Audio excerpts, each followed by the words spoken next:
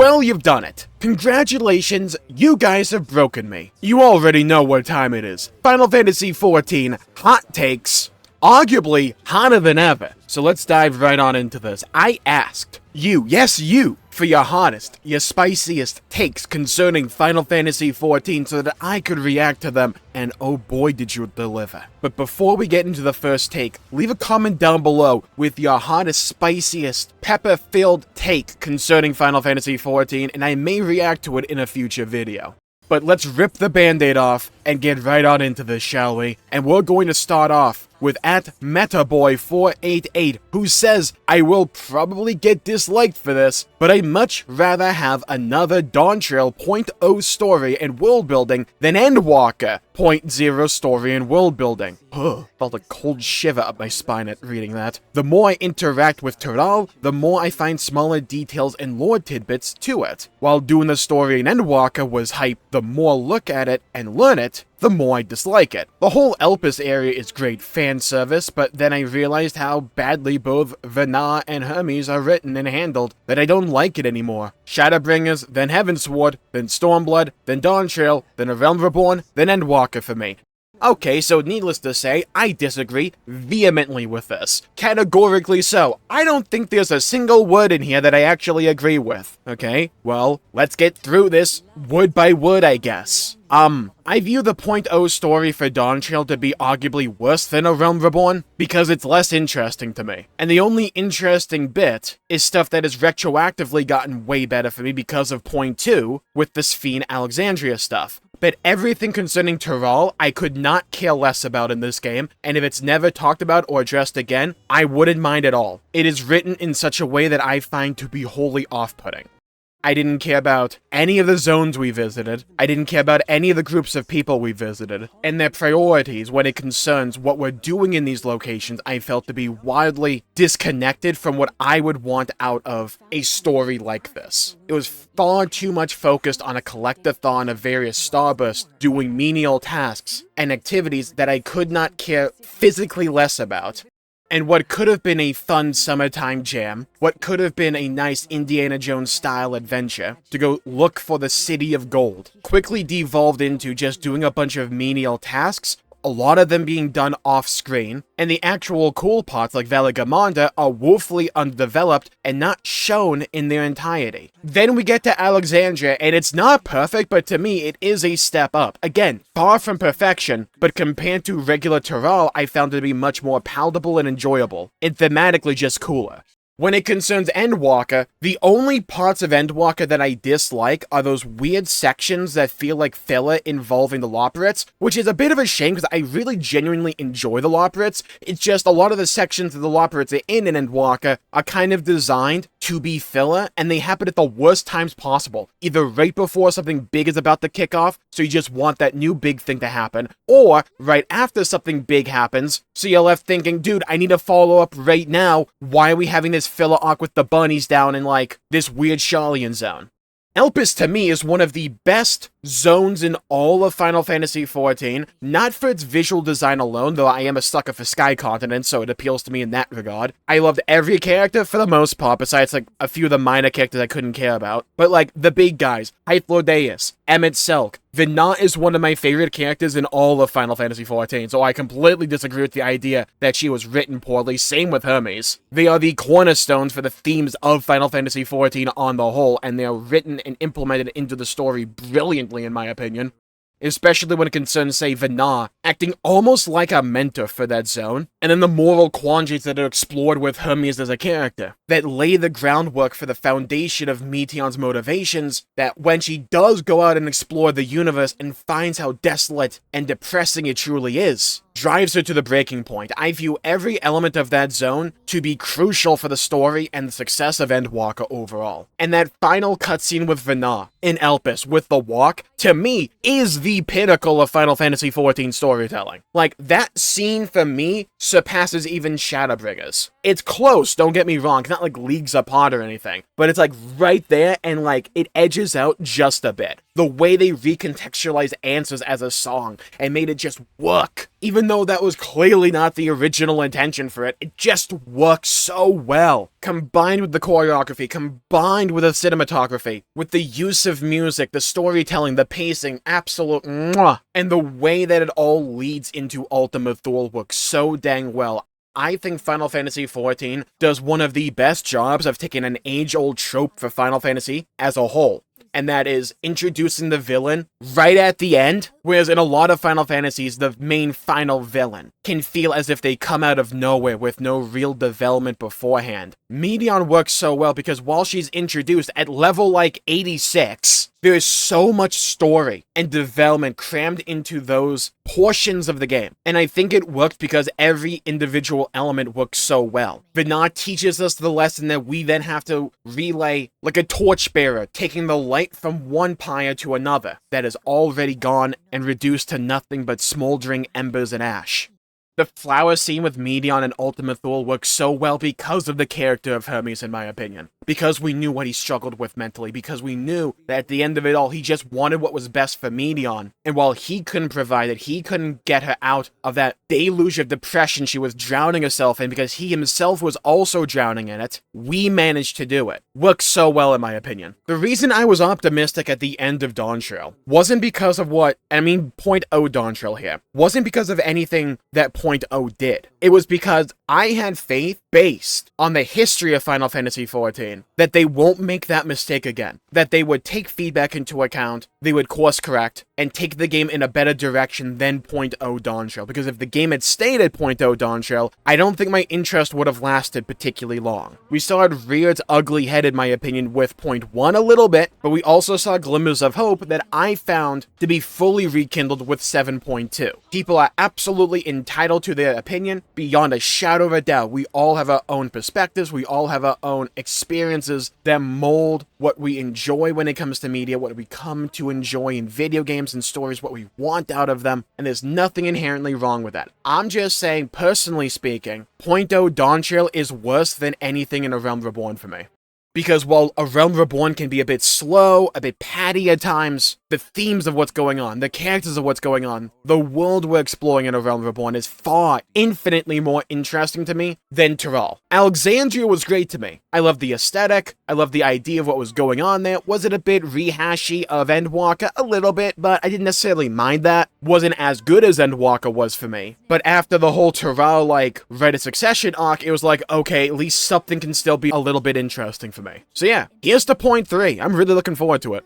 Next up, we have at Warlock Master ASD9142, who I think is out to injure my soul and spirit itself, with their hot take saying, hot take, Sphene dies to protect her people from the Genius Boys' big play, truly freeing her people from the shackles of their past by not only ending the royal line for good, but also putting an end to preservation. It's been a while since we had a sentimental death after all. And she'll wear a big mighty beard while doing so, heh. Now you could argue this is more of a theory, but I think this was constructed simply to hurt me on a spiritual level. That's what I think it was. Every word here, written with venom, just to inject into my veins so I feel every moment, every second of that poison spreading in my veins. I would say like a summoner dot, but they don't have those anymore. Look, it has been a while since we've had a sentimental death in Final Fantasy XIV, I will say that. And while I do think we do need another one at some point, I don't think Sphene is the actual play here. It's like, yeah, I use Sphene in a lot of my thumbnails for Final Fantasy XIV. At this point, pretty much all of them. Sphene is easily the most interesting character in the story for me right now, and it's not close. I don't think that is a character that is being written to simply be killed off in the near future. She feels as if she is supposed to represent this new era of Final Fantasy XIV story.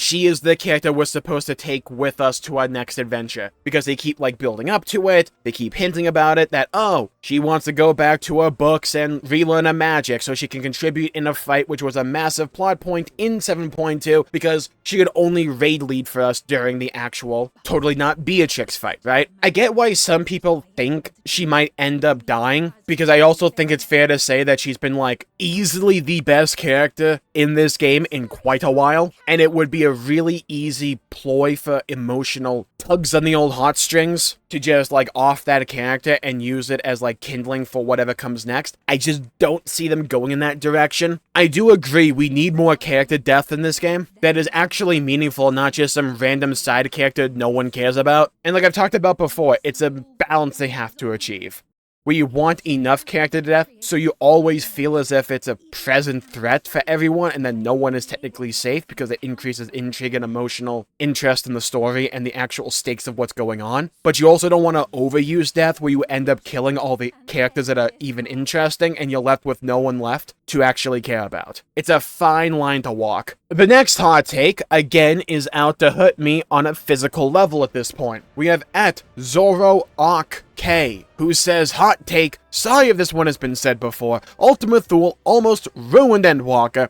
because it was so long and repetitive. I don't even remember the dungeon because I was numb to the depression at that point. Should have just been Dragonstar the dungeon where the Scions sacrifice themselves for you to get into or out of the boss arena, then the scene with Hythlo Emmet. Okay, so I disagree. Again, surprise, this is the video where I just disagree with a lot of these hot takes. Funnily enough, a lot of the times I actually somewhat agree with these takes that we get. This video, I guess, is the exception to this rule. So Ultima Thule, remember when I talked about how much I loved Elpis? I love Ultima Thule even more. Ultima Thule is my favorite zone ever conceived and designed in Final Fantasy XIV. It has my favorite moments, it has my favorite tone. I love it so dang much. I understand how people can view it to be a bit long, because it is. And like my tongue-in-cheek knee-jerk reaction is just to say, heh, TikTok brain rot attention spans, right? But I do think at some point here, I can understand why people view Ultima Thule to just be a little bit too long. I think it's necessary, though, because of the theme of what's going on here, and it's to try to put us in Meteion's shoes to some degree to understand what she had been going through, where she and her sisters had systematically gone from star to star to star to star. And every step of the way, no matter the civilization, no matter how different they were, no matter what aspirations they had, no matter what goals they achieved, no matter what loss they accrued, all those stories had the same ending where they all gave in to despair, they all gave in to nihilism. And that's like what Ultima Thule is trying to instill in the player, and it landed so well for me. We go from the Dragonstar, dealing with the depression they accrued because the Omicrons just came in and wiped them out. Then you deal with the space alien guys who had solved everything, but it was those exact answers that they had always wanted. When they finally got them, and when they finally achieved immortality, they realized, oh my god, what have we done? Wait, this is what's going to happen to the universe? Oh no. And as someone who has studied astronomy, that particular part of the story was extremely fascinating to me. And then they put the Dragonstar portion on its head, and the Omicrons, the exact people that had wiped out the dragons and drove them to despair, were also a faction we had to contend with in Ultima Thule, with them forsaking any remnant of life, us trying to find any remnant of life, and also how hollow victory can be from time to time. They wanted to be the strongest, and when they couldn't find another worthy opponent. Again, it's been a little while, so I may be misremembering a few things here, but I'm pretty sure I got, like, the meat and potatoes of it. When they hit the mountaintop, they were alone, and they wallowed and decayed in their loneliness. And then we have to deal with us. Just like Meteion, after experiencing all these stories and then even more in the dungeon, we choose to continue walking on despite all of it. Close in the Distance is like one of the best examples and a microcosm of the story on the whole. In that final walk, I understand Ultima Thule can be a little bit long. For me, it works so well because it's long. And I think if you cut a lot of that out, yeah, you retain those plot points, but you lose the emotional investment that makes those plot points work. It's one of my biggest problems with a lot of, like, modern storytelling. Not for Final Fantasy XIV, it's more, like, general over all of media, not just games and stuff like that. That some things can be a bit too plot-focused, and focused on, okay, get to this plot point, then this plot point, and this plot point, but you lose out on the emotional investment and the threads you need to weave between those plot points to make them work, and to not just feel as if you're reading a SparkNotes version of an actually good story. I don't like how quick, I don't like how rushed some things can feel in the modern day, and I loved the overall pacing of Ultima Thule. Next up, we have at Echo Lotus 1435, who says, Warrior of Light needs internal conflict. I was excited for Shadowbringers. For me, it was a letdown. The hero needs to show us some darkness. In that regard, I understand because I somewhat agree. I'm a little bit disappointed with Shadowbringers. I love it all the same because the story they managed to tell in Shadowbringers was so interesting and compelling, but that wasn't the story that I was sold on. I was expecting the Warrior of Light to be truly viewed as a villain, not just for like 5 minutes, and to explore what it means to be the Warrior of Darkness and some possible moral ambiguity. And really, at the end of it all, and even throughout most of it, we were clearly the good guy in that situation. And like, yeah, obviously, because they're not going to write the Warrior of Light to be a villain, because we're self-insert protagonists and they don't want people to be forced to play a certain way outside of typical hero guy.